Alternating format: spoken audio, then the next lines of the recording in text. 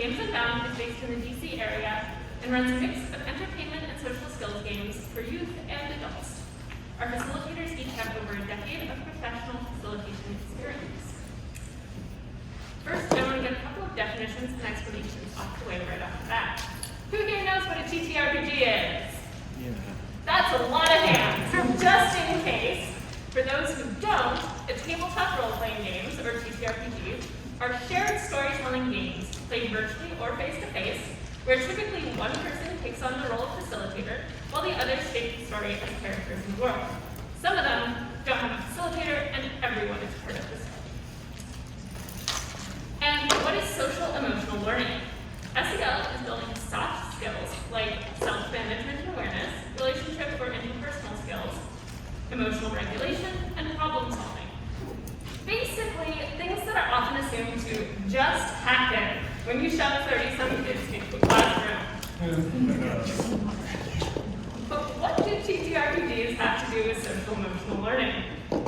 Games are an excellent place to practice a lot of real-life skills. They're a constructed space or test environment for social interaction, since participants can gain real practice in social skills with the benefit of being able to shift the space between their internal selves and the skills they're practicing through a character.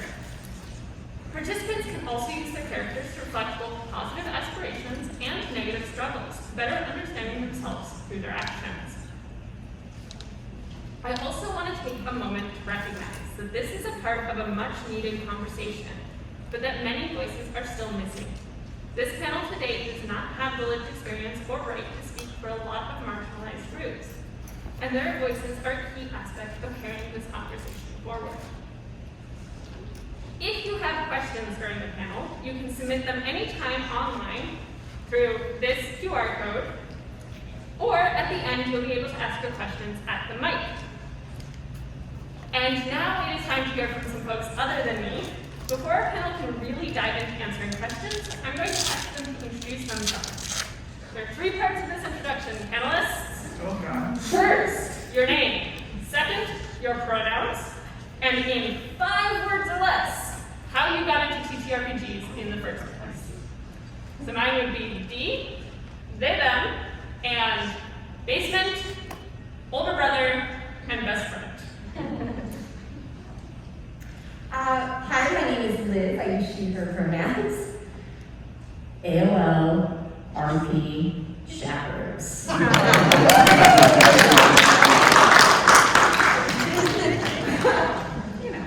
I'm Reagan. My pronouns are they, she. Undiagnosed ADHD in my youth. Hi, I'm Michelle Rapp. My pronouns are she, they. Running the mulligan is hot.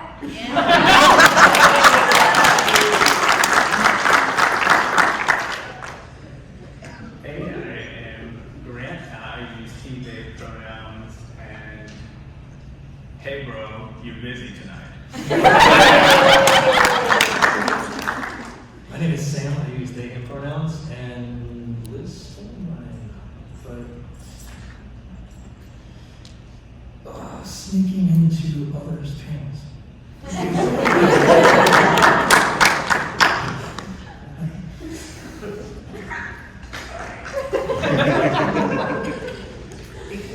Just like, should we clap for that?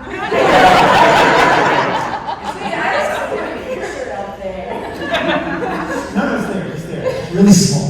It got cut off. Yeah. It's like, who are you?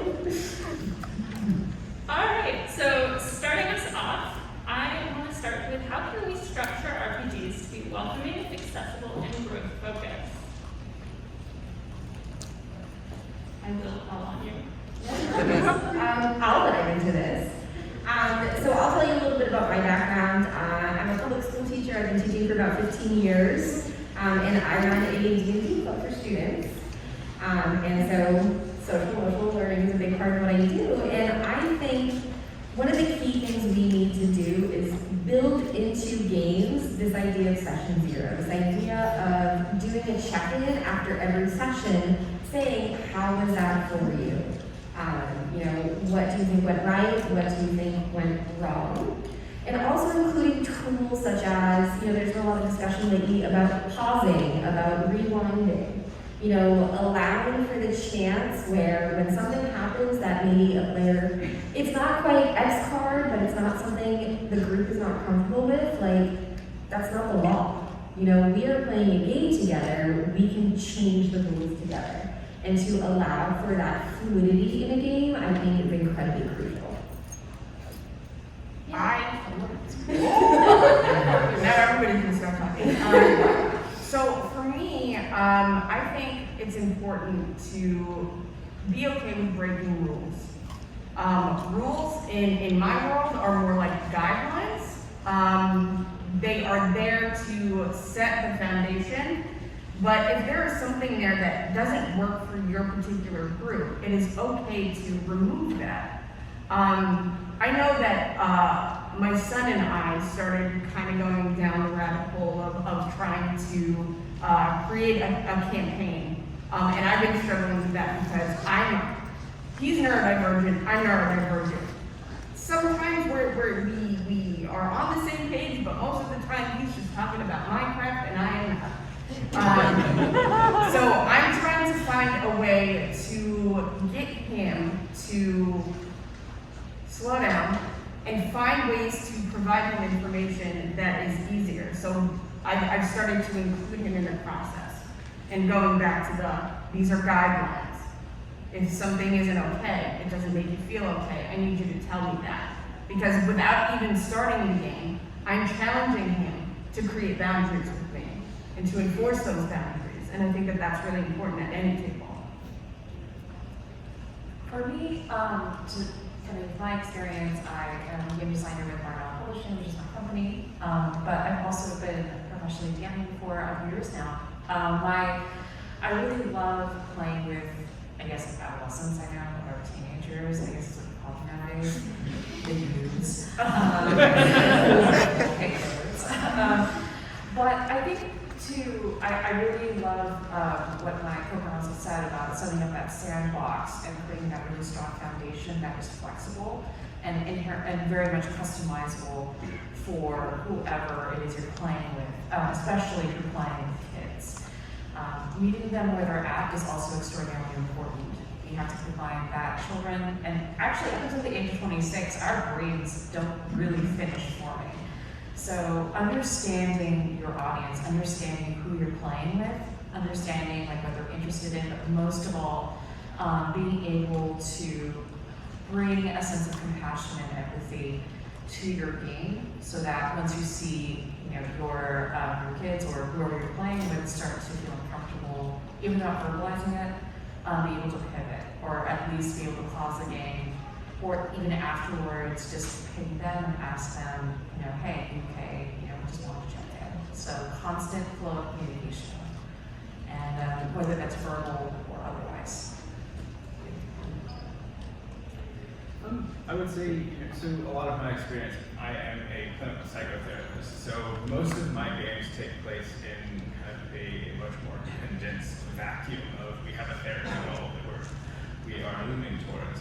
And I think in a lot of instances, allowing the group to determine that goal sets that immediate growth focus, right? We're gonna, when I sit down to play a role-playing game at home, I'm expected to be delivered a story that I'm gonna participate in. But when I sit down in a professional setting, the way forward for the people playing is that they are bringing their goals. They are bringing their characters that are designed around that idea that we're here to learn. We are here to grow and to challenge whatever it may be that the character is struggling with. And so setting that initial boundary, I'm just here to facilitate. This is your growth, your sandbox. Tell me when things need to change. Tell me when you are uncomfortable, but learn within the group, within each other. Use each other as mirrors for that social experience. I think for me, it's probably know the purpose, remember the purpose, and set the premise. And what I mean by that is, are you playing this game to entertain? And the purpose of the game is to entertain, and nothing should ever get in the way of that. Are you playing this game to teach? Then the purpose is to teach. And that means that if there's a rule that is making the game not fun, it doesn't exist. If there's a rule that is making it harder to teach, it doesn't exist. Because these rules are contrary to the purpose you have for the game.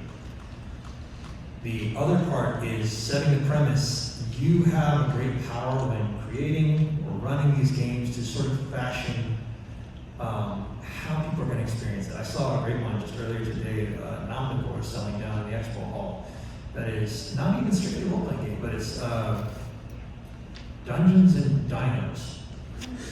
And it has a bunch of little, it's based on the premise of kids finding their parents' monster manual, not really knowing how to read it, but they're going to do their best. So, you know, you've got all these funny names. You've got the Goblin King. You've got, they're all dressed up in like found item costumes that they made for themselves, the little characters. And sort of like, what this does is it's setting this premise as being kind of comedic and soft and gentle and like playful, and you know, the same way that like if you're playing Elden Ring, you don't go expecting a nice Disney ride.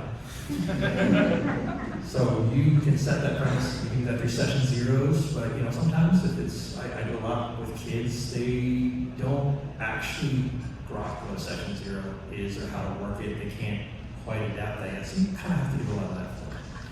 And you can do that by just kind of, you know, ask questions and be a little open with yourself so they can know you and what you're doing. So outside of like an educational setting, I think also in our own games being very aware. So I can think of an example when I first started DMing, I was running the one shot, Their Good Adventures, Brett, which is such a great one shot. And it ends with the party coming up against a young red dragon, and a friend of mine had never played any D&D, knew none of the lore, and you end up killing the dragon at the end. She was incredibly upset about what we had to do, and I was like, well, it's D&D, red dragons are evil. And her response was, well, why do they have to be evil? And I was like, well, let me get back to you. You know, so having that, again, it's all about flexibility, you know, not just, you know, a lot of us do this in educational settings, but like in our own personal needs as well, so. Yeah, I think knowing your players, knowing your purpose, and sometimes pulling back the screen and talking about what you're doing as a facilitator. So I feel like this was not super present in my youth. I didn't really understand social emotional learning, and I didn't really understand that games could do that. So I want to ask y'all, how have you seen access to social emotional learning, particularly in games, changing in the last, 10 to 15 years? Can I just, safety tools are a big one? Yeah. Because that sets the precedent for the rest of the, I'm just gonna make this. It sets the precedent for the rest of the game. Because at that point, you have to be open with at least one person, usually the facilitator, on what you are okay with and what you are not okay with, and what things you would maybe not want to do, but isn't the end of the world. So you really have to advocate for yourself in that. And I think that, I know when I grew up and started playing, first, I didn't actually start playing until a couple of years ago because I was not welcome, but you know, that's a whole different story.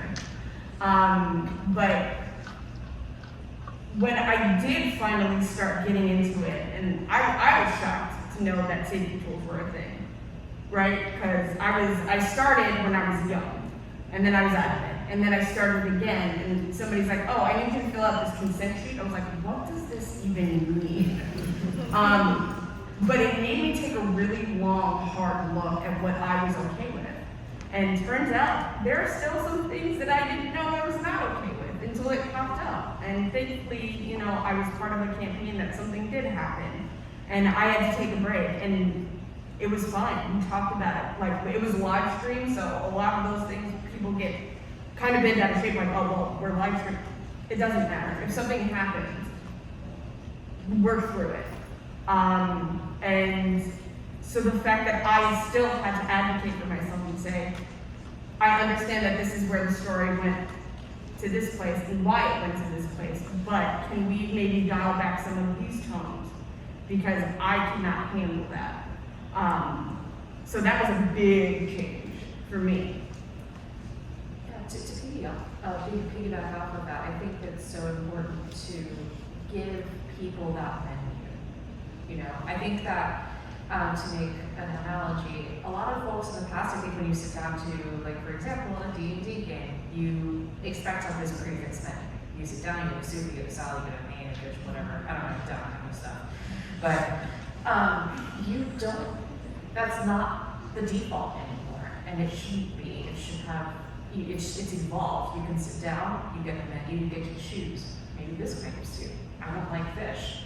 Maybe I want this instead. I really like hot roast. And that's basically how, you know, the experience should feel when you're sitting down with others and being honest about what it is you want.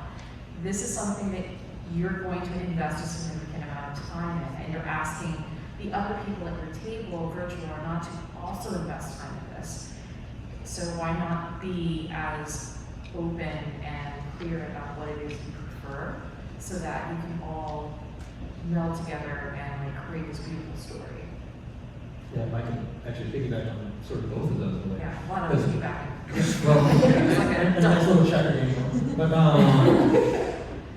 something Rachel was saying about how, you know, up until recently we weren't welcome, and that's a whole different story, isn't though?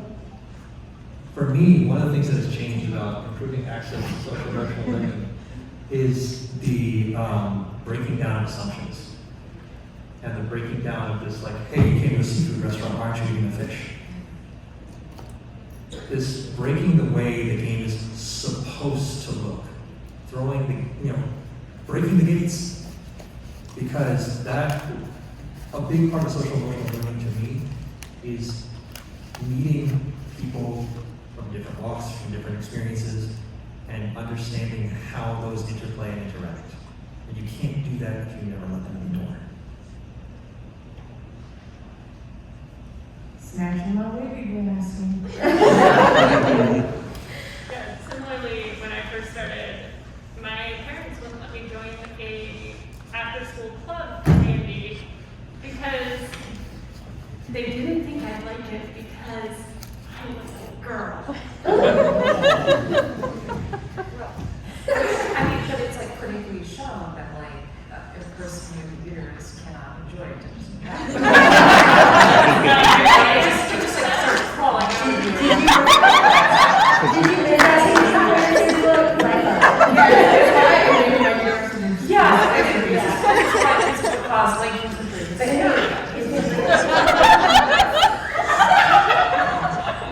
Worst thing I've ever been told by a parent. It must be so much nicer to run a group of girls. They're, you know, so much less wild. I run a group for all female students, and they are vicious. Okay? Absolutely vicious. Oh no, I was like, how do I explain to his father that it was his daughter that was asking me to up the gore detail on how she assassinates people? Yeah. Hi, that's me. Okay. I also used to teach magic gathering to kids, and it's always the little girls. They're just they want to kill everything. And I love it. Oh, I can refocus. So, I think part of the importance of this question is the understanding that, like, the term itself, social emotional learning, is relatively new.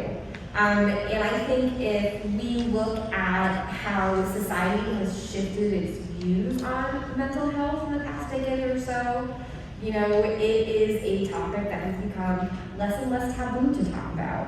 And, you know, as we as adults become more comfortable talking about it, we begin to incorporate it more and more in our lives. You know, especially the past 3 years with this thing that I don't want to talk about. You know, like, we've all been trapped at home, like, we've all been reflecting a lot, and realizing that, you know, there is, you know, social emotional aspects of our lives that we want to take care And the number one thing we need to do is create safety guidelines and rules to keep that in place.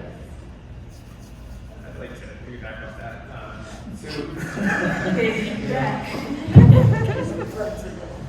I think I'm not just stealing your time. Break the seal. one of the, I think, most fundamental shifts in access is, like you said, that we're talking about it more. And what that is allowing for is looking at things like, oh, this completely legitimate piece of research that came out in the 70s that said women won't enjoy these types of things. Years, yeah. Right? Like, because there's a research study that says that's a thing.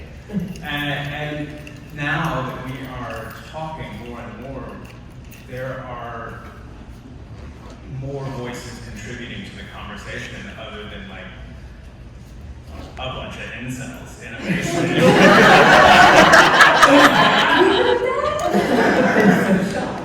And as we challenge those narratives, it also opens up room for different creative voices to say, hey, well, this is the way that maybe we can access this topic that isn't covered in this system or that system.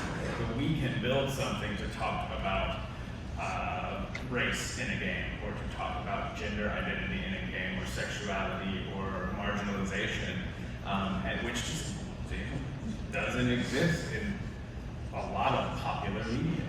So I think that's a pretty fundamental shift in that access, that we are seeing more and more research that supports these types of games in a larger foundation of empathy in the people that play them. Yeah, we have thirsty sword lesbians now.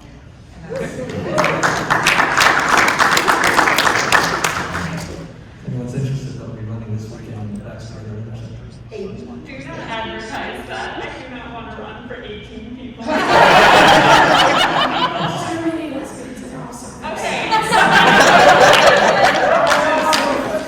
Alright, I want to build this piggyback ride a little higher. Okay. My next question kind of directly builds up of everything that we just talked about. And that is, what do we want? Where do we see this going in the future, or want to see it going in the future? What's next? Can I take this one? Sure. Because we just made it. Like, I told the panelists about this, but we recently made it. I don't know if you heard about this. Social emotional learning has recently been added to the list of things that are threatening our country, along with critical race theory, language studies. There's a group. Their group from Monster Liberty, and apparently they really want to get on this SEL thing. We teach kids empathy. That was actually what they said in the interview. But where we're going, like, honestly, I'm glad to be on that list. I am glad to be on a list that says, you know, we're teaching kids to think critically, not by challenging this or anything, but just saying, I have a lot of kids who've had some exposure to fantasy things, and they'll be like, oh, goblins, you know, and I'm like, no, what? Or goblins evil? I'm like, oh, what do you think? Does it make sense that anything that can think for itself is born evil? Huh. No. All right.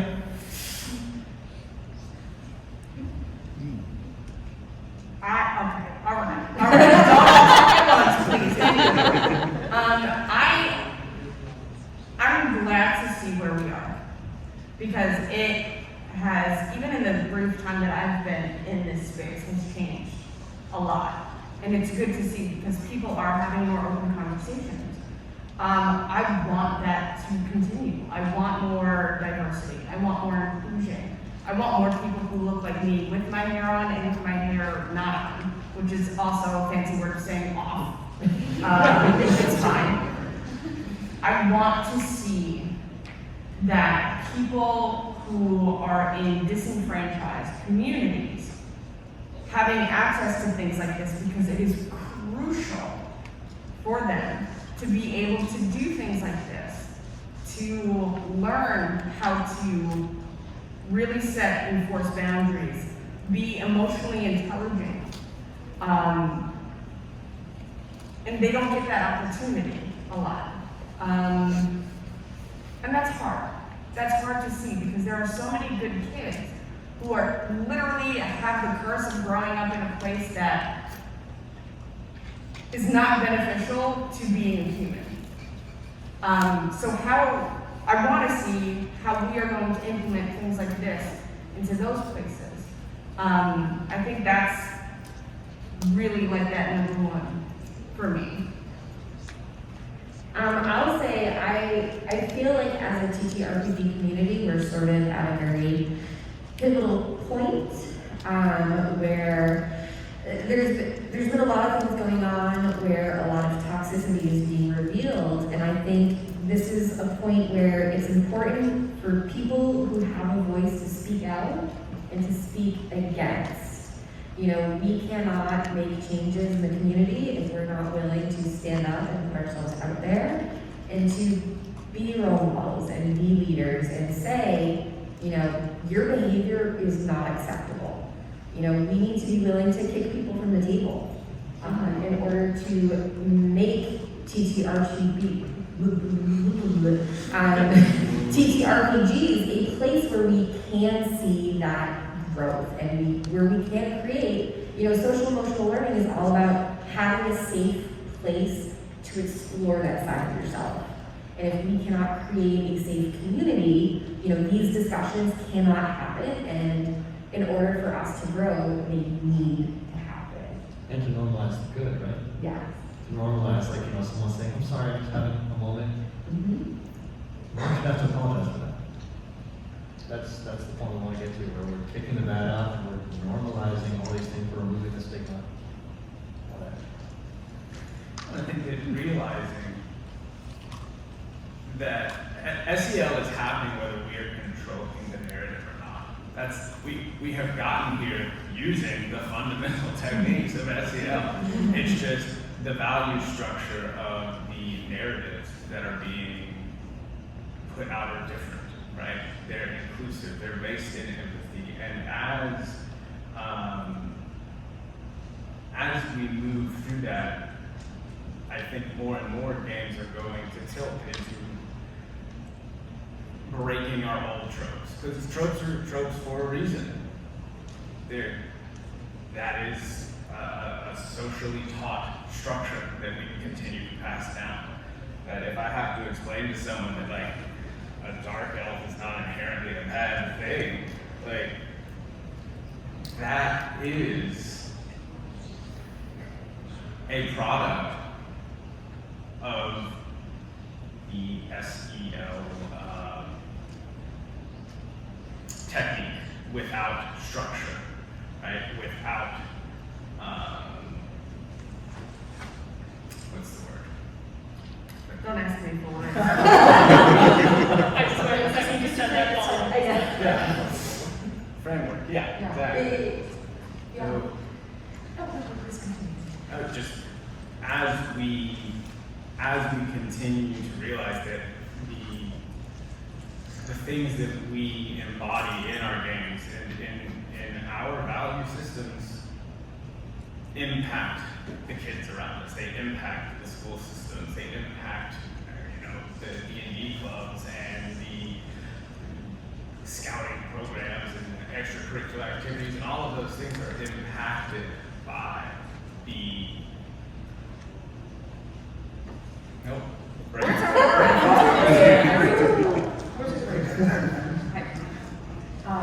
I guess to pick up what you're putting down, I think it's so amazing. Like, what I want to see from this movement is to just more investment. I just want to see it grow. I want to see it grow because there are so many different groups of people who benefit by simply imagining a world in which they can be themselves, in which they feel safe to be themselves. I think it's been pretty clear, given the run-up to the next year's United States presidential election, that being your authentic self is not going to be safe for a lot of people in this country. And creating these momentary enclaves of safety it inspires and it gives hope. It gives people a lot of strength to keep going because they can envision a world in which they can do what they want to do. They can be who they want to be, whether you're trans or whether you're bi or part of the LGBTQ plus spectrum, or like any other person who wants to see and feel accepted. This is the space that you can create for that, and it's a real beautiful calling if you can provide it. So I really want to see more of those stories, more ways to facilitate those stories in this space, because we need it more than ever. I think I want to add real quick, TTRPGs are a great space for this because you don't have to get the big movie exec, the big publisher behind you to make those voices seen. All you need is a group of people and, the wider group on the internet that's building these accessible spaces. And I think that has a lot of power, that small community that we can build up and support. And with that, our next question, what is our role in helping to create games that can help ourselves and others grow, either as a facilitator or as a player?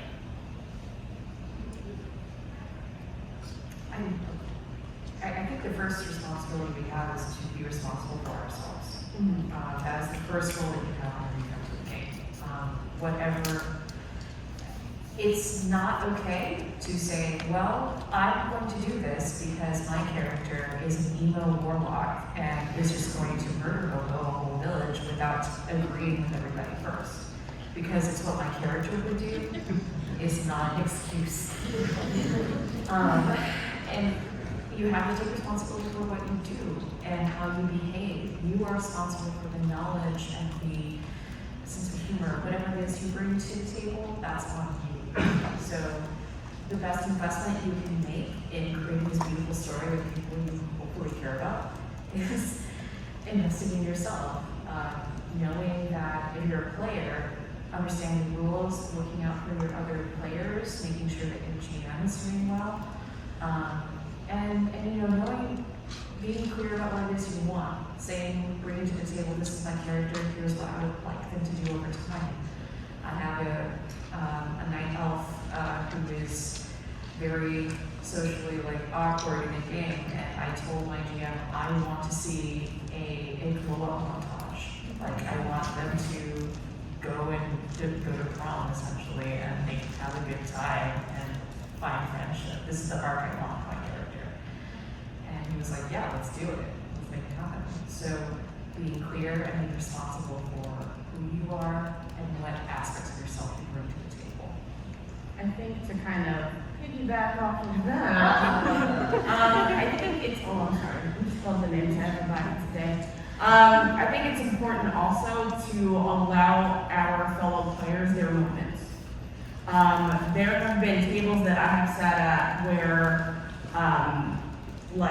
one of my characters was having a very important, intense moment, and then somebody just chimed in and completely took the scene elsewhere.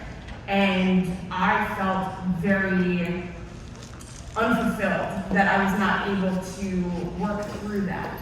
I put a lot of myself into my characters. So if there's a story arc and this part is very crucial, it's important, I want to be able to share that because chances are I'm working through something myself. And then, to kind of take a step back, everybody who sits at that table is an equally beautiful and complex individual. We are all going through our own things, dealing with our own traumas, and a lot of us put aspects of ourselves, not everybody, sometimes it's just a role and that's fine, but a lot of us put aspects of ourselves into our characters. So I think that it is really important to learn how to share space and not feel the need to overshadow somebody. I get the reasons why people do that, but it is really important to have a very basic understanding of respect for the people that you are playing with, and allowing them to have their moments, because you'll have yours. But, you know, just to kind of keep it copacetic. Is that the word? Is that the word? Building up the Rapp. I think a big thing that, I mean, me as a player, you know, like all I want to do, I want to play games, I want to roll dice, but knowing that it is okay to walk away. You know, if you are in a situation with a toxic player, if you are in a situation where your DM is like, we're going to play every week, and if you miss a session, I'm going to murder your character. Like, walk away. You know, that you are not tied down to that table. You know, you need to make the choices that are best for yourself. Don't worry about hurting someone else's feelings. If their feelings are hurt because you left their table, like, beat them. Like, you don't need that. That's a them problem. Yeah, this is that problem, not a me problem. And just recognizing your own boundaries and making sure that everybody at the table is aware. You know, this is the expectation for this game, this is the expectation for that table. They are going to change, and they have to change as life goes on, but that has to be an open conversation. I think modeling vulnerability is an important one. When you have the strength, where you have the strength to do it, or sometimes where you have the responsibility to do it. So as a player, you have a great power to help other players, even your facilitator, your dungeon master, whatever you want to call them, at your table by modeling that it's okay to not be okay. By modeling that it's okay to have a character that has flaws, that just isn't a model of perfection. That, you know, you're not playing it for laughs, you're playing it for an interesting character that has this issue that they have to overcome. For me, I do a lot of work facilitating for kids, so, you know, I'm not necessarily a character, but I will model, I will embrace every mistake I make. Oh, weren't you supposed to do this thing in the last round? I forgot it, it's in your favor, I guess. Like, yes! It's like, so it seems like a little thing at the time, but what I'm showing them is, I'll own a mistake, and it's not the end of the world. I'll own a weakness, and it's not, you know, I'm not like, I have this terrible problem. It's just like, oh yeah, I've never been good at math. Sorry. And that helps them to express when they're not okay, or when they're having a struggle with something, or they need to overcome something, because they can see that they're not going to be alone in that. I think from the facilitator perspective as well, when you're able to encapsulate that sense of vulnerability and use that, it helps to allow for reflection. I ask a lot, like, is that really what you want to do? It's okay, that's what we'll do. But when I ask that, it's understood at my table that there will then be responses that the other players will react. If you decide I'm going to do this thing because that's what my character would do, the social environment is going to also shift.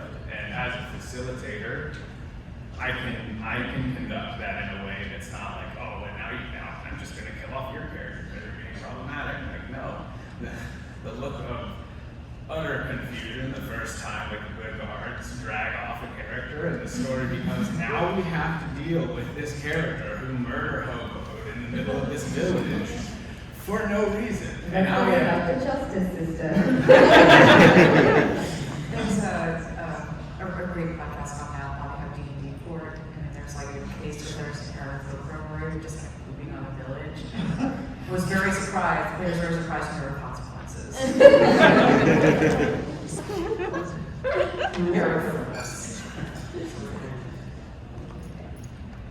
All right, thank you all. One more question, and then I think we'll get into our audience questions. We've talked a lot about boundaries so far at this table and setting them and maintaining them. But how can these games overreach boundaries, and what can we do to avoid and prevent that? I don't think that we can, and that's okay. Like, the overstep of boundaries is a natural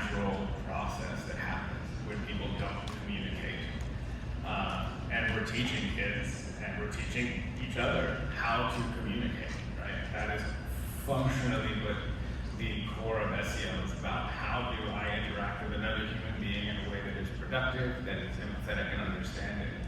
And many, many times in the therapeutic setting, because I often deal with a lot of sensitive topics that are very sated from the beginning. We're dealing with trauma, we're dealing with abandonment, we're dealing with these big, internal core issues.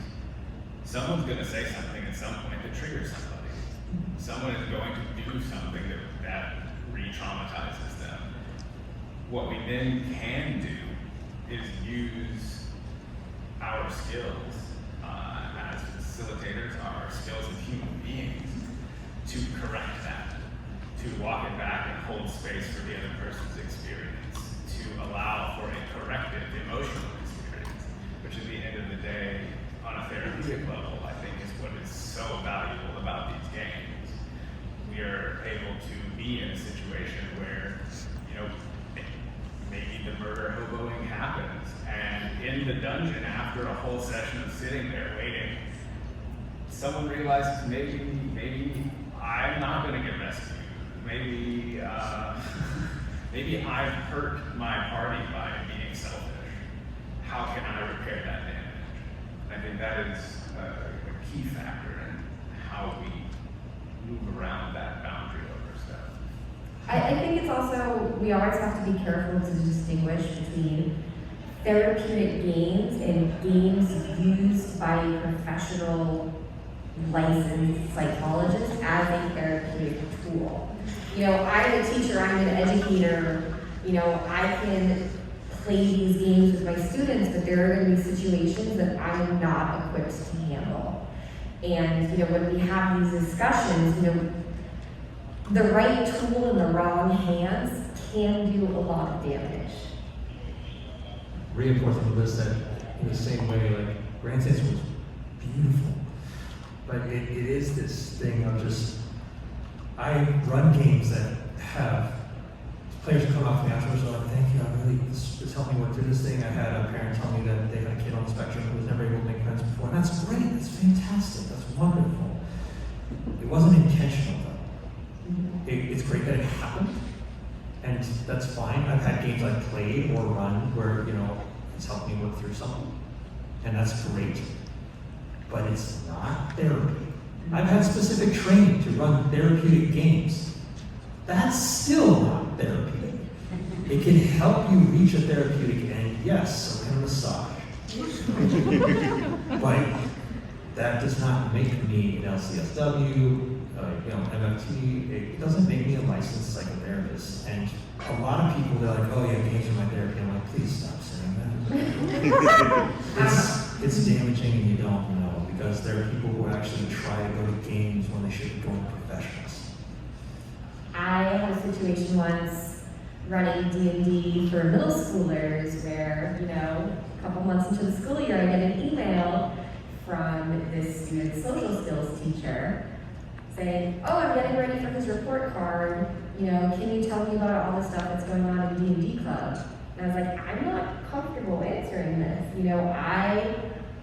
I've had some special education training. I'm like, but nobody asked me to track data. Nobody asked me to do any of this. For me, this club was just a safe space for this kid to come and try new things. Like, I'm not here. I am not a professional. I cannot make that judgment call. I guess on a slightly different tangent, because this is awesome. How dare you break up our kitty totem? I'm gonna slightly change, move the stage here. Something that I do to try to avoid, because I agree with everyone here, it is inevitable that someone is going to mess up, probably you. That's okay. We're human, we're fallible. It's how we fix it. It's how we handle things that defines us. But one of the things that I do personally to try to prevent that is just do a mid-campaign check-in or a quarterly campaign check-in with my players, because things happen. Boundaries, lines, and veils, they're not static.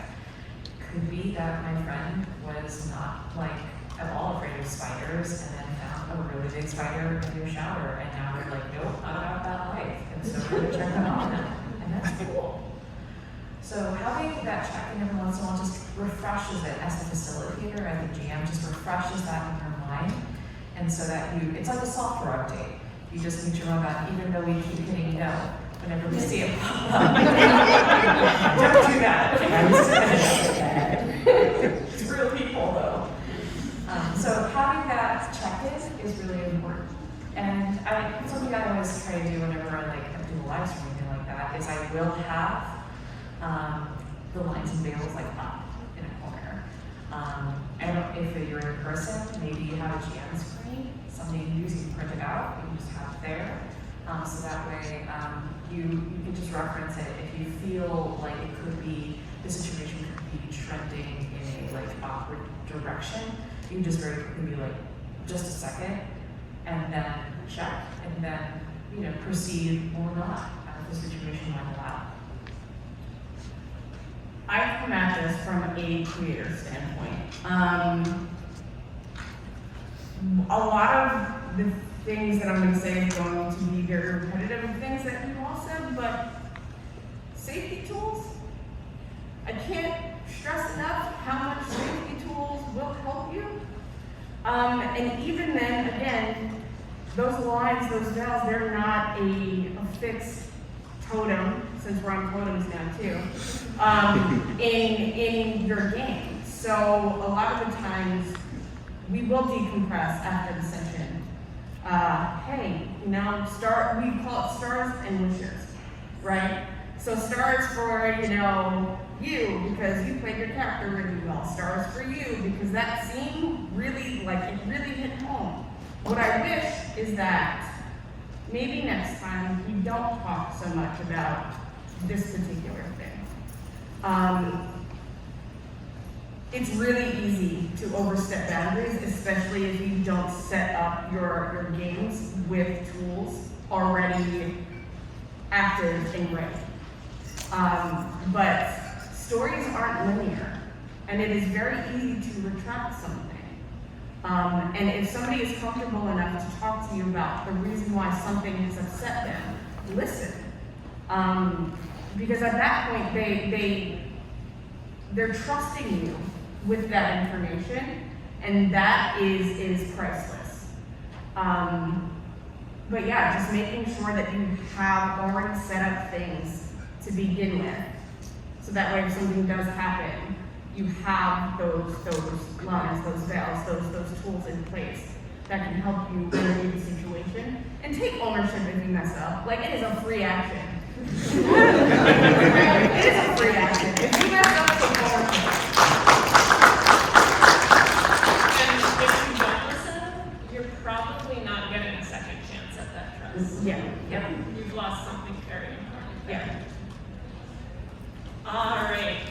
Questions from the audience. Before you start writing your questions, a couple of ground rules. We want to try and get through as many questions as possible. Please keep your questions short and to the point. Please, no life stories. We gave our panelists 5 words to introduce themselves. Let's try you'll probably need a couple more than that, but stick close. Please make sure your question is for the whole panel, not for one specific panelist. We're going to be altering questions from the mic and questions that were submitted online. To try and get through both of them. We won't get through all of them. We've already gotten a lot online. But please be patient and bear with us. And finally, keep your questions appropriate. If you're using the mic for bigotry or invasions of the panelist's privacy, which after a panel like this, I would hope not, you will find me escorting you to the door faster than a step of the wind. And with that, go ahead and start lining up. I'm going to start with owning a mistake that we made that someone mentioned in our responses. A few times on the panel, woman was jokingly equated to has a uterus, and they wanted to remind us that this language hurts a lot of trans and intersex people, and that is very true, and that is something that we should have done better. So thank you for that. Yes. Thank you. I enjoy being called out. I know a lot of people don't, but Yeah. I like it because I need to know. If I mess up, I need to know so I can fix it. All right, I'm starting at the mic.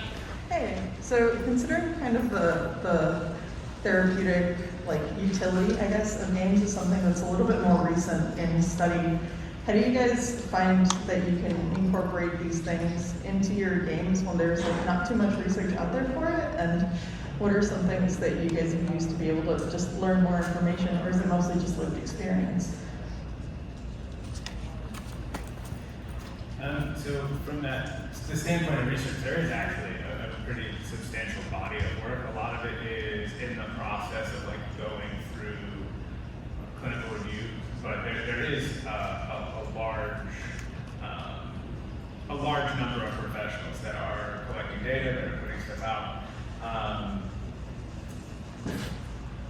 I think one of the what is it called? RPG research, I think, is actually it's like a catalog of Geek Therapeutics. They do they have a substantial amount of research as well. Therapists and psychologists and psychiatrists, all number of people are actively doing and putting stuff out there. There's also some other great resources. I mentioned earlier that I was trained in running therapeutic games. That was with an organization called Game to Grow. That is largely run by therapists who taught me, here's the kind of things you do. I've been dealing for 20 years. What do I need to learn? A lot. The biggest danger is just you don't need to learn. And one of the greatest things to find was that there is a community for applied RPGs and learning from each other, so it's more than just lived experience. Coming to panels like these. Including one from Game to Grow, there are a couple of books either just out or coming out later this year about both therapeutic gaming and gaming with intention in your community. And I do not have the titles, and I'm very much regretting that. We have social media accounts. One I of can the- share one them is out really there. called the Game to Grow method. Yes. Another one is by Dr. Megan Connell. Yeah. What's that one called? Huh? What's that one called? Therapeutic role-playing game, something like that. Yep, and it just came out and it's on Amazon. Yeah, that's another good one. Oh my God, I'm sorry, I'm getting a little overwhelmed. When someone does cross boundaries, how do you talk to them and the rest of the time while keeping it respectful? I love talking about this.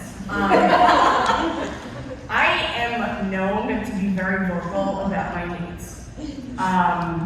Go figure. For me, it is as easy as saying, hey, I don't really like that. I say it intentionally. I know that I'm a very emotional person, so instead of trying to add all the emotion behind it, I know that's hard to separate. I don't like that. And then, a lot of times, depending on how worked up I am, or how upset I am, I'll say, I need a couple of minutes to gather myself. I'm the kind of person that will sit in anger. I don't want to do that. That's not productive to what I'm trying to do. So I'll take the time I need and then explain it. The only thing that you can do is be honest and say why you are feeling the way you're feeling and why that boundary was crossed for you. So, hey, this made me feel this way because there was a point in time where this happened to me. I would really like if we could just not do that anymore. I will say, probably one of the only things I've gotten out of professional development as a teacher. I learned the expression recently to mark the moment. When something happens, you have to call it out then and there, but when to address it depends, it can depend on, well, how serious was it? How comfortable does everyone feel? Does this need to be a group conversation or does it need to be a private conversation? I think one of the things to remember when something like this does happen is to separate the incident from the people involved. That way, we can all approach discussion of what happened with a much more of a mindset. Guilt is a very potent and very difficult emotion to bring to the table, and it can really, if that person feels really bad about what happened, it'll really make any kind of conversation about what happened, like, just stop in its tracks. Likewise, with many other strong emotions. So being able to divorce that, being able to isolate it, and as my co-panelists have mentioned, being able to define whether this is just related to a single person or a group discussion, that's very, very important to discern as well. If you choose to make it a group discussion, be sure to hold space for everyone and recognize that as the GM, you are going to be the leader here. You are going to have to take on that leadership role and make certain that everyone at the table feels comfortable enough to vocalize what it is that they're uncomfortable with and to propose solutions. So that way you can create something actionable down the road. Alright, I'm gonna cut us off on that question there, and let's go ahead and get one more from. Hi, my ADHD brain is trying to think of the most concise way to put this, and I'm gonna try my best. Do your best. So I am someone with my own lived experience with mental illness who works as a peer with other people with lived experience with mental illness. And we all have our issues, you know, whether they be like symptoms or learned behaviors or past traumas. And while, you know, the communication can be there, the effort can be there to be respectful of everyone, to stop behaviors like interrupting, like changing the subject. And even for myself, it can take a lifetime, you know, to learn how to manage those behaviors and to unlearn those patterns. And so how do you manage when yourself or your players are even when they try before it's all, you know, done and solved and they fixed it, which could be whoever how long, how do you deal with it when it keeps happening? And how do you manage, you know, when it's the worst when it's no one's fault of someone getting upset by it and someone still doing their best? Ooh, can I help on this one? So one of the things about social emotional learning and what we call it's a replacement behavior. When you have what we consider to be negative behavior and you want to adjust it and change it into a positive one. It's never about calling out what they did wrong, but thanking them for what they did right. Like that is the number one best way to adjust someone's behavior. So it may be something, you know, maybe the GM starts handing out, you know, inspiration for like, hey, I can see that you're frustrated, but you're waiting your turn. Like, take some advantage. You know, so I think shifting things that way, you know, that shows everybody else at the table, like, I get that I'm frustrated, but if I can contain it, like, that's what gives me advantages in this game. And, you know, again, understanding that we're all gonna mess up sometimes and having that conversation. But I would say, you know, coming up with positive reinforcement is really the way to go. There's also that difference between checking what was wrong. Like it's really subtle difference in language. Don't call out what they did wrong. No, not what they did. But you can correct what is wrong without making it about them. You say, oh, that happened. Let's fix that. You know, I work with 12-year-olds. This happens all the time. But one time, if I said like, hey, that wasn't right, that kid may just shut down. So I can't say, don't do that. All right, thank you. Very quickly, someone asked where we could continue this discussion. Games Unbound has a Discord. It's very young, it's very baby, but if you come join us, we will talk about it. And finally, someone asked, are our shoulders tired from all this piggybacking? And yes, thank you.